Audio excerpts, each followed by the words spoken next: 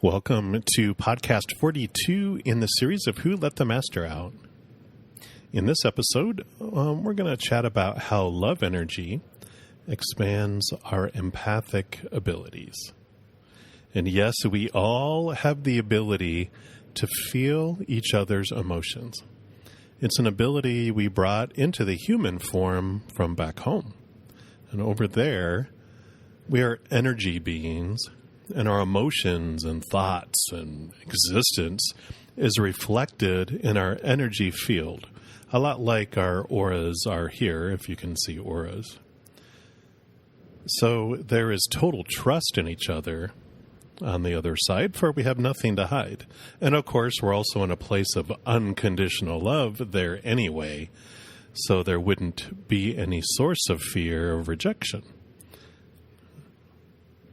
Which is what prompts us here on Earth to hide things from people in the physical realm, because we fear rejection. We hide our emotions, or we think we do, so we lie to stay safe. We choose the various characters we play here in our life, and sometimes the character has an extra smidgen of this and an extra smidgen of that for the role that we chose to play here. For example, like in astrology, the house of Pisces is known to have a strong connection to the other side.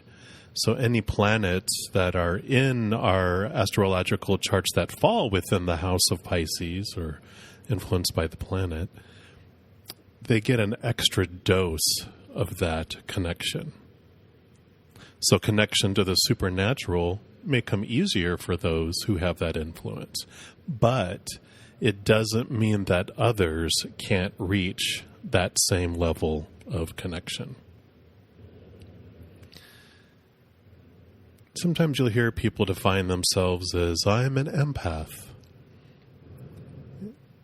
And if you look at it, it's really our fear ego wanting to announce our importance. Really, we all have the empathic ability. So it's not something that we are, it's just part of us all. And if we aren't experiencing it yet, it just means we haven't quieted the loud fear noise in our head to hear and feel clearly what is really going on. Like I said, we all have the ability to feel each other's emotions.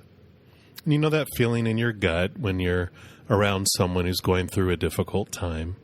We may feel like they have a black cloud over their head, or we may feel an urge to get away from them. That's out of fear, of course. Back on the other side, we're all able to feel what everyone else is feeling, so it's natural that we would have those abilities here as well. But here on the physical plane, we experience a broader spectrum of emotions, many that are more extreme, and are influenced and flooded by fear noise. Back home, there is no fear, so the clarity there is instant.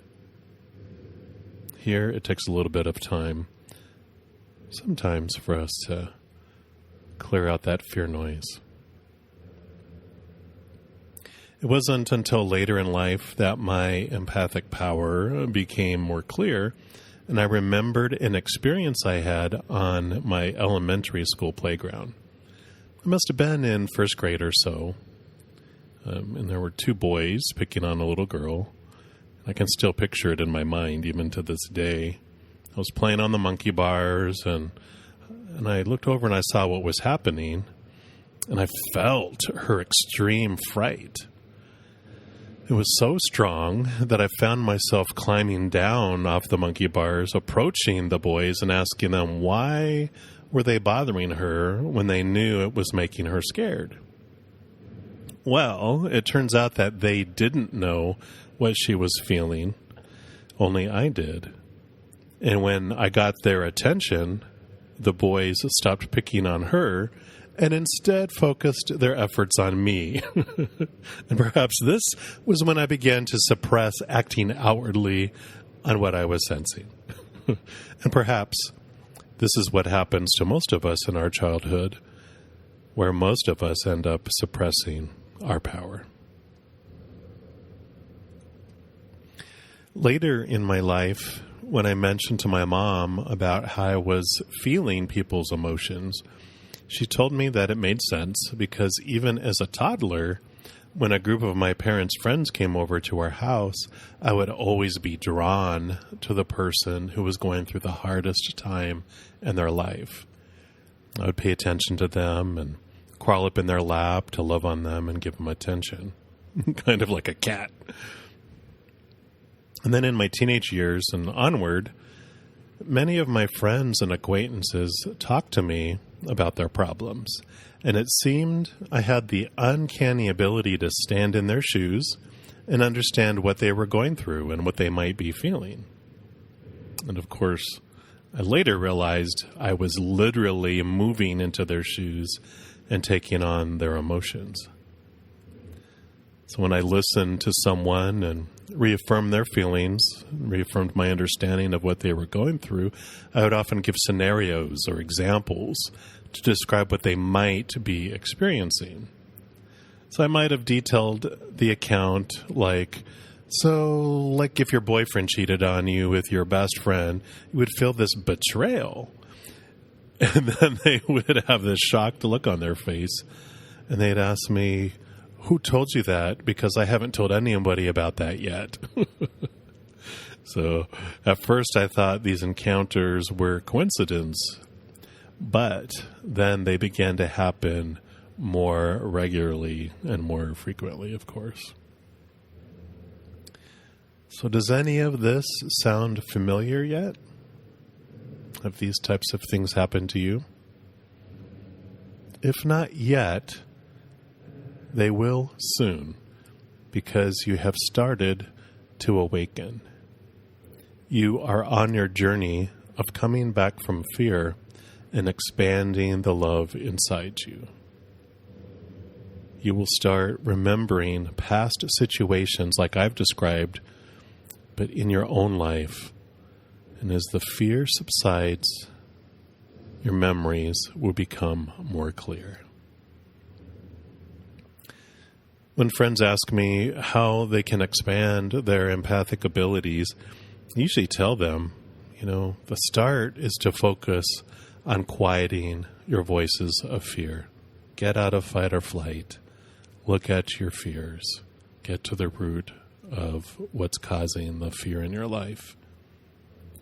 And then at the same time, learning to turn up the unconditional love energy inside you. We've talked about the love energy and pulsing it through your body and focusing on it. When you do these things, the rest of it usually takes care of itself. Next episode, we'll talk a little bit more about the empathic ability and also how to create a buffer so that you don't become so overwhelmed taking on everyone's emotions around you. Until then, break that cycle. Be free. Be big, because we're giants in a world of giants who've been taught that we're weak and that we're small. Lies, all lies. It's time to rise. It's time to let your master out.